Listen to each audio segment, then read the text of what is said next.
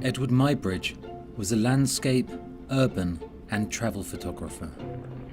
He was commissioned by Leland Stanford, an entrepreneur and horse breeder, to devise ways of using the camera to analyse the movement of horses scientifically.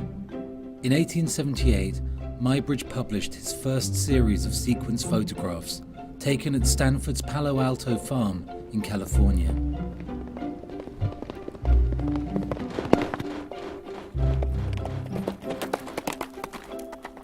Muybridge shot many sequences of animals and humans using his innovative motion photography process.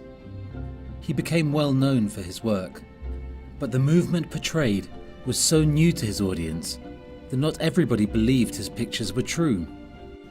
To help demonstrate his photographic findings during his lectures, Muybridge invented the Zoopraxiscope. This projected his images in sequence and gave them the illusion of movement. However, to prepare the photographs for projection, Muybridge needed to transfer them to a glass disc, and this was no easy process because the projector had a limitation. If Muybridge used it to project the images onto the screen without treating them first, the image would look squashed up and distorted. Muybridge had to counter this effect by re-photographing them at an angle to make them appear wider, and bending the photographs in the opposite direction to the distortion caused by the circular disc. The re-photographed prints were laid out in a circle to create a paper guide disc.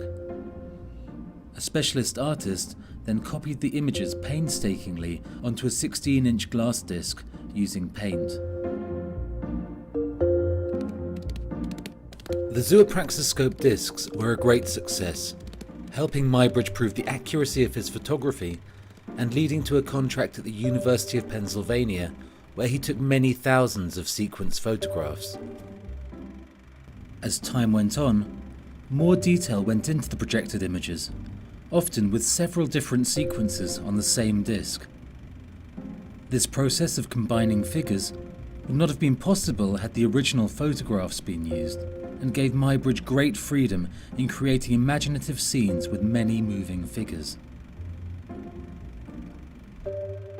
For his appearance at the 1893 World's Fair in Chicago, which showcased many new inventions and popular trends, Muybridge also created new discs, in colour. These were made in a similar way up to a point. But when the photographic montage was complete on paper, the process changed. Instead of copying it directly onto glass, the artist made a paper drawing of the sequence. This was signed by Muybridge and photographed. A large glass negative was produced, and then a large glass positive which the artist, Erwin Faber, would enrich with vivid colour, and the finished disc was cut out of the glass sheet, ready for projection. It was the silhouette discs that were used for most of Muybridge's lectures, even though the later discs were more colourful. But with the emergence of cinema, these discs remained almost unknown, signalling the end of Muybridge's extraordinary experiments with making images move.